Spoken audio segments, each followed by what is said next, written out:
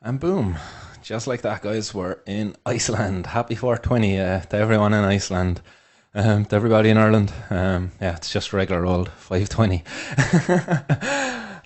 All right, guys, had a bit of a busy one there earlier and just couldn't get to the studio by 420 to broadcast 420 News Live. But here we are at 520, but also 420 in Iceland. Beautiful scenery there behind me. Reykjavik. Geez, I can't pronounce that name at all, but beautiful old place there in Iceland. Hope everybody's well over there. Guys, to drive on, we got three items on the agenda today to deal with in 420 News. So the first piece up today on 420 News, we're going to go to Louth in County Louth in Ireland. Jeez, gotta go easy on those 420 breaks. So up in Louth, our Gardai carried out raids, and they raided two houses, and in one of them they discovered a load of cannabis plants, 61,000 euro worth. Ooh, a lot of cannabis, isn't it? 61,000 euros worth. When it breaks down to it, it's 77 plants. Quite a few plants, like, but realistically, like, that's quite a small amount of cannabis compared to what's actually out there. You only seen there a couple of months back when they were actually making those raids, not raids, seizures of the vegetables coming into the country, and it just turned out to be kilos upon kilos of cannabis in the vegetables, and they're probably coming in on the daily. And here we have like a man in his 30s now is after being arrested up here. So what they won't tell you now in the news is that this man in his 30s is going to have a file prepared by the DPP to be processed against him. Like, it'll probably take a couple of months, maybe a year or so before he gets summoned to court.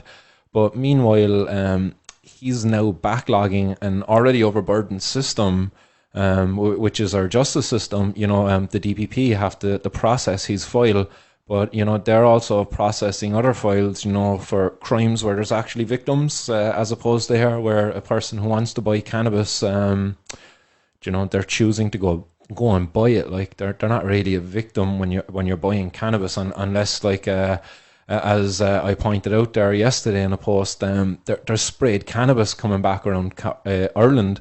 Down in the southeast of Ireland, there was apparently two people, maybe even three people, suspect that they got cannabis that was sprayed with glass or covered in glass or sand. And that's not good.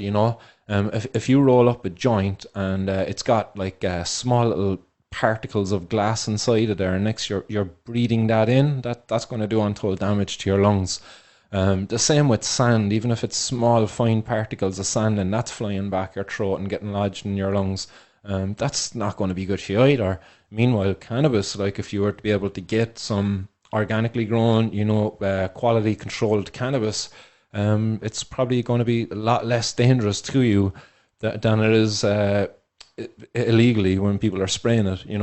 And here we have now a Gardaí. There was two units of the Gardaí involved in this. So I don't know how many people that is. Like, you can imagine maybe 10 plus, like 10 or 12 people involved in this raid. That was probably an intelligence-led operation, as they'd like to call it.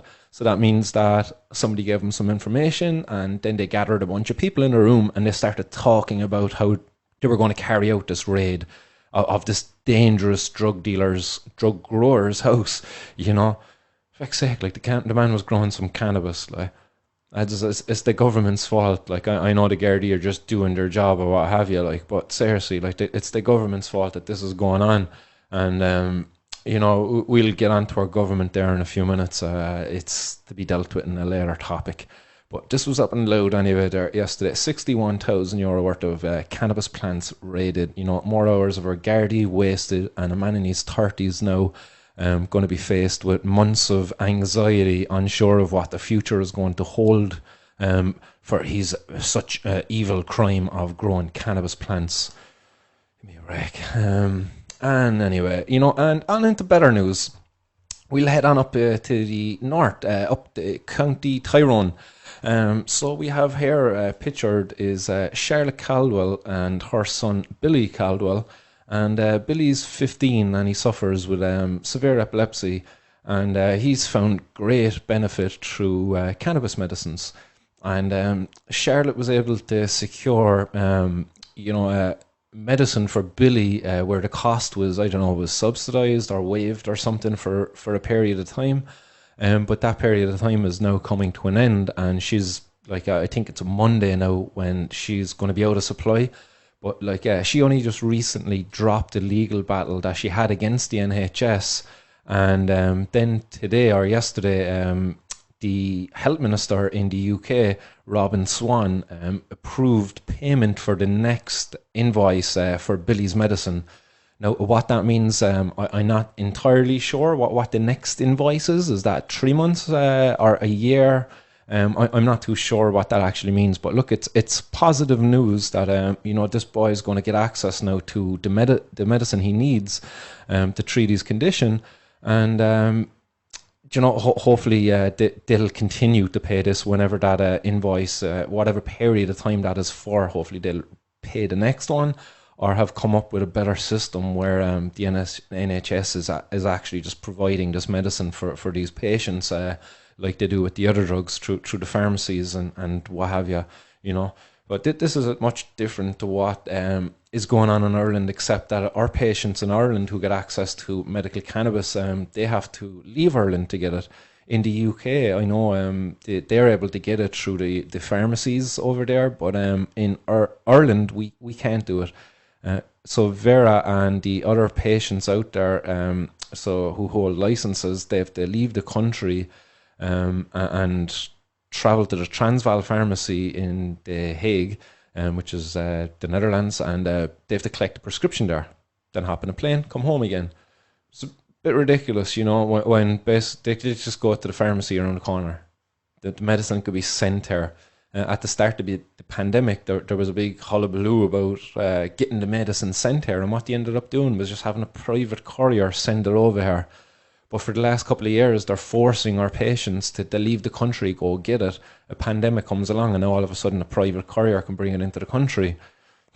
What the hell's going on here? And again, I asked the question, why isn't it that this can't just be sent from one pharmacy, the Transvaal pharmacy, to the Irish pharmacy? And they say it's because of the red tape and all of this crack, because cannabis medicines aren't approved medicines. Which it's bollocks, because people are suffering at the end of the day. You're forcing people to get on an airplane and exposing them to all of those dangers there, to get a medicine and then get on another airplane and come home again. That's just ridiculous. Especially if a person is sick. Okay, they nominate a healthy person to go do the journey for them, but still, we are exposing people to undue risks there. Yeah, we're all aware of the risks now of traveling in confined spaces and the dangers of viruses and bacteria and all that stuff. But every time one of these patients or nominees of a patient had to get on a plane, they were exposed to these risks, along with the risk of the bloody plane crashing. And not to mention the fact that there's a day of their life, they get on a plane in the morning, a plane in the evening, they have to spend a day in another country just hanging around, killing time, all because of stupid policy like cannabis prohibition. God, will it ever end? So yeah, that's positive news for up there in the north, where Billy Caldwell is now going to be getting his medicine paid for by the NHS. Hopefully other patients out there who are also trying to get that payment will also see benefit from this. Maybe the NHS will start looking more favourably upon these people. I know there's another family in Scotland, Karen Gray is the mother of the child, and I'm pretty sure she's in a very similar situation to Charlotte here, where she's trying to get the NHS to provide the medicine for her child. So I'll just drive on to the final piece today, guys, and the final piece today is going to bring us over onto our Dail Éireann website, where I'm going to play a little video for you. And who you're going to see in the video is a TD, a Fine Gael TD. Her name is Emer Higgins, and she basically spouts a lot of nonsense. She's just trying to scare the crap out of people about cannabis edibles, and she's using the kids. Helen Lovejoy there from The Simpsons comes to mind when I kind of think about what it is that she's actually saying. There's some truth to what she's saying, but the way in which she's saying it isn't right at all. So I'm just going to pop on over there for that, and I'll play that for you in a couple of seconds. So just bear with me while I hop on over. Dail there, and here we go, boys. I'll put it up in full screen for you. I hope you can still hear me. Go. Deputy Gannon. Now, Deputy Emer Higgins, please. Thank you, Ken Corla. Minister, thank you for confirming that AA meetings are now being permitted under social restrictions.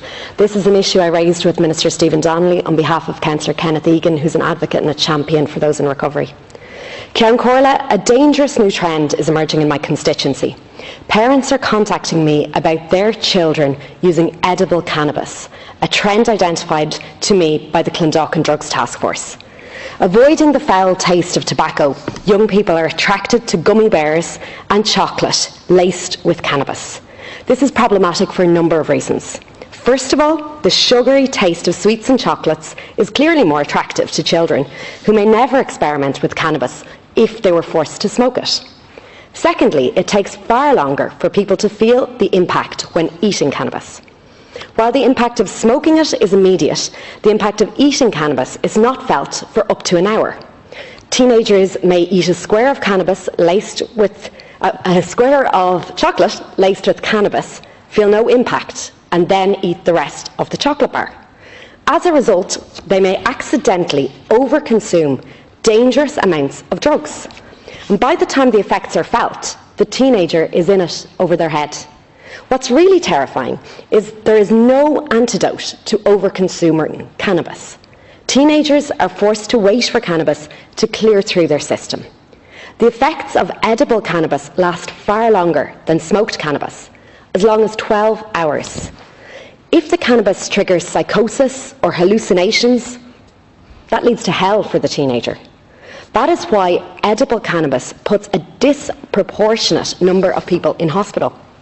A study in Colorado shows that edible cannabis only makes up 1% of cannabis sales there, but it makes up 11% of cannabis-related hospital admissions. That's worth reflecting on. Eating cannabis makes you 10 times more likely to end up in hospital than smoking it. Of the 3 cannabis-related deaths in Colorado, all were as a result of edible cannabis. While nobody died from overdosing on the cannabis itself, there was a suicide, a death as a result of a fall, and a death as a result of a murder, where the defendant claimed the cannabis made him do it. Already, cannabis use amongst teenagers has almost doubled in the past few years. Almost 1 in 5 Irish 16-year-olds are now using cannabis. The emergence of tasty, sugary sweets laced with cannabis will only further increase its use amongst teenagers.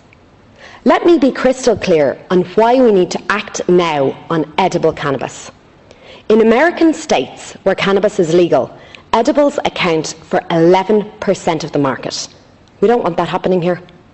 We already know that 1 in 6 people who start taking cannabis as children become dependent on it. And heavy use of cannabis increases the risk of youth suicide threefold. The risk of developing a psychotic illness such as schizophrenia is especially high amongst those who start using cannabis as teenagers. Heavy use of it as teenagers can lead to a drop of 6 points in an IQ. Minister, I welcome the government's commitment to move towards a health-led approach to tackling drugs. In particular, I welcome that one of the government's 5 strategic goals are to minimise the harms caused by the use and misuse of substances. Minister, will you consider raising awareness of the dangers of edible cannabis among young people to minimise the harm that cannabis is causing in our society? Finally, Minister, I know you've acted quickly to instruct your department to gather evidence about the new trend of nitrous oxide. And I'd like to thank you for everything you have done to shine a light on this issue. I'm pleased to report a reduction in evidence of nitrous oxide in terms of the prevalence of discarded gas canisters in my local parks. But Minister, I'd like to hear you outline when your department expects to have gathered evidence that you've asked them to do and what the next steps will be. Gurb Malgat. Thank you. Oh, so there, guys, you have it. That was Emer Higgins TD there above in Dublin. So basically, like she just spouts on a lot of nonsense, trying to scare people. Like, but edible cannabis has been around for quite a while now. But I suppose it has been a lot more prevalent as of lately. But again, she's aware of facts coming from Colorado. But she's not giving you the ones that are maybe more beneficial towards proponents of legalization. Ones where less teenagers are now using cannabis. Like she spouted out there a figure that's actually rather scary. She said 1 in 5 teenagers is now using cannabis. Like that's 20% of our teenagers. So if you have 5 teenagers in a room, or if you have 10 in a room, there's 2 of them in there who are not going to be using cannabis. Like what she's not talking about there is those kids that 1 in 5, they're all at risk of the dangers of prohibition, where they're going getting their drugs from a drug dealer, where there's no quality assurance applied. Where they're at risk of being recruited into the trade. Why isn't she talking about this stuff? Like, why isn't she calling for the regulation of the sale and supply of cannabis, so that we can apply an age limit, so we can protect these kids that all these parents are contacting her about, because these kids are getting cannabis under the model of prohibition. And let's talk about Colorado, or California, Colorado, I think it is, that she mentioned there in the thing. She talked about edibles being responsible for 10% of hospital admissions. But what she doesn't go into then is that 10% of hospital admissions are of people going in just having like panic attacks. They're not actual serious admissions to hospitals. It's just somebody having a bit of a paranoia one. Maybe somebody from out of town visiting on a bit of a holiday, not really used to cannabis. It's in a new area. It's all a bit overwhelming. Now they have an edible and they try a bit too much because, they had the munchies, they had a smoke, and next they ate the whole brownie and they went in a bit too deep. But as you said, like, oh, that's hell. Yeah, it's only hell if you have a cop fucking chasing you and trying to search you, throw you into the back of their car and bring you into a cell for what you've done. No, when you're brought into the hospital over there, you know what happens? You're not judged for it. If anything, like, the only judgment that might be passed is the doctor might say, oh, geez, don't be so silly. Like, you're not in any danger, as long as maybe you're not a person with any major underlying or health conditions, But realistically, like, they're not going to judge you as opposed to what would happen here in Ireland, So she doesn't talk about that, the mental health effects applying prohibition of cannabis has on our young people. If one of these young people, that she says 1 in 5, let's say out of that 1 in 5, that 1 in 10 of those, I think, was the number that Mary Cannon said goes on to develop early adulthood mental health problems, I think is how she termed it. But that she said that basically out of the 1 in 5 teenagers, that 10% of those will go on to have an early onset thing. But maybe that's induced because of the environment in which they're coming up, where they're subject to harassment by the Gardai.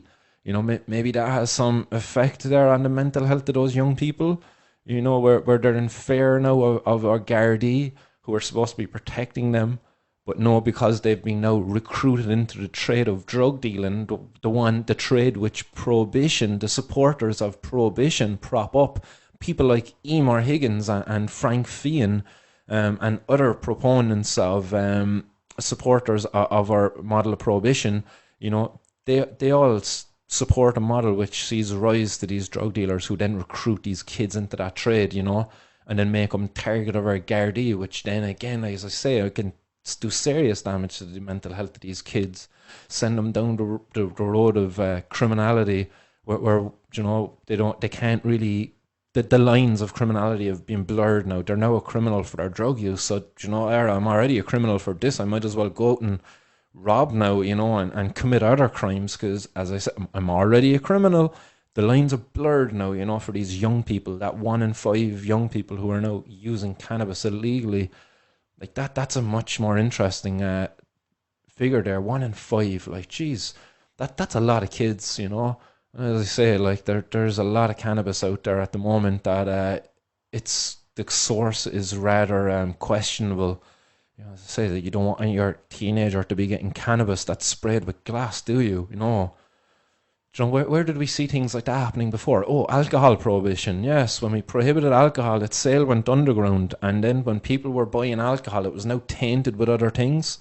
So what did we do? Oh yeah, we pulled our head out of the sand and we realised prohibition of alcohol was a bit stupid, and that model was abandoned. You know, but then we came along, like those prohibitionists at that time, they needed to replace that job. Oh yeah, look, oh, there's this marijuana, you know, this thing that those foreigners are using. Like, oh yeah, let's target that. And then we had the Marijuana Tax Act and the whole thing, you know. I do an episode on, you know, the source of the drug law that has banned cannabis, and you know, I called it the racist origins of the word marijuana. But there you go, like that's it, and that spilled over here down into Ireland, where as we have it here, Emer Higgins now today yesterday up in our Dail, talking about these sweets that are on the streets that are poisoning our kids. You know, this is ridiculous. Like, this is all because of prohibition. It's, like, if you ask any kids out there today on the street, you know, can they get alcohol or cannabis easier? And I guarantee you they'll all tell you that the cannabis is much easier to get for them. Maybe not right now today because there's a bit of a drought going on and it's a bit difficult to find even for people like. But any tech savvy kid will know how to get online and make an order from many of the vendors who are well stocked up online. You know, some of the less tech savvy people, maybe the well less connected, that they're not able to find it. But I'm telling you, there's plenty of young people out there now, teenagers who are well able to find cannabis and they're selling cannabis too. You know, and people like Emer and this nonsense she's spouting up above and not really calling for some proper action, some proper solutions to these problems she's highlighting. Like, seriously, regulation, age limits, quality control. How can you argue against these things? Why are you not calling for these things when you're highlighting these problems? Or are you just trying to make it look like you're doing something, you know, just all talk, no action? Not new for the government, you know. She brought up some other stuff there. Colorado, you know, she talked about the edibles and all of that stuff. But you know, in Colorado, there's actually a limit on the amount of THC that can be in a single cannabis product. It's limited to 100 milligrams. I see one person online. Should I say his name? Yeah, fuck it, he's up there. Weedy Wonka NI, you know, he's up there on Instagram and he's doing his thing. Fair play, like, you know, shout out to him. Looks like a fine product and everything, but he has 350 milligrams per bar, you know, as opposed to what the limit is in Colorado, which is 100 milligrams. But he doesn't have to work within any regulations, you know. This is basically a free market at the moment, as such, until regulations are put in place. And only our government can do this, and the longer they leave it without doing it, you know, putting the changes in place, enacting the policy changes that need to be enacted, the longer we're going to have our kids exposed to these dangerous cannabis edibles to cover up the taste of tobacco. Oh, what a silly lady. She talked about 3 deaths as well. Like, it's very disingenuous to be trying to attribute these deaths to cannabis, but again, it just supports what I'm saying about her. She's a fearmonger. She's just trying to spread fear and propaganda. One person fell over and died. They fell and banged their head. Oh, it was because of cannabis. Okay, fair enough. Like, what happened? Did it trip over their cannabis plant? Was it? I just don't get it. Like, you know. And then what was the other one? There was a murder where the fella said the cannabis made him do it. Like, maybe the guy was just looking for an excuse to get off. Like, the guy just murdered somebody. Like, the cannabis made him do it. Okay, look, maybe the guy had a bit of psychosis beforehand. Like, but again, like, this one just using that statistic there, like, just to better her argument, you know. Like, what about the many other hundreds of people out there who benefit from regulated cannabis access? Like, you know, let's talk about them, no? We're just going to use the 3 people who died somewhere, like, near a cannabis, like, and you're going to use that for your argument, but we're not going to talk about these other things where people aren't getting incriminated anymore, you know, or the police in the US, where in states where it's regulated, they're no more efficient in their job. They're no longer having to stop and search people for possession of cannabis, you know. That's surely a good one of my eyes, where the cop doesn't have to get into an altercation. You know, where we're not treating people who with potential health problems as criminals.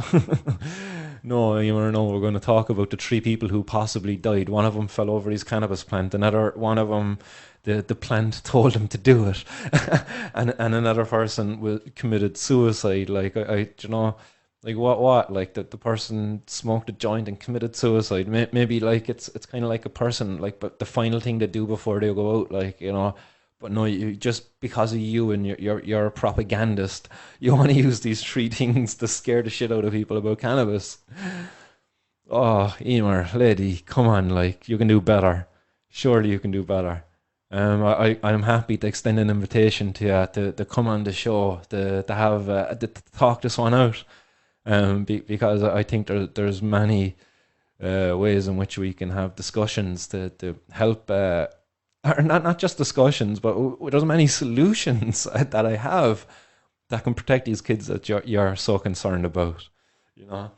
So guys, thanks very much for bearing with me today for our 420 news from Iceland. I'm just going to quickly swing on over there to the comments before I sign off, and I'll see what everybody is saying out there. Hope everybody is all good. Yeah, was around the city as well.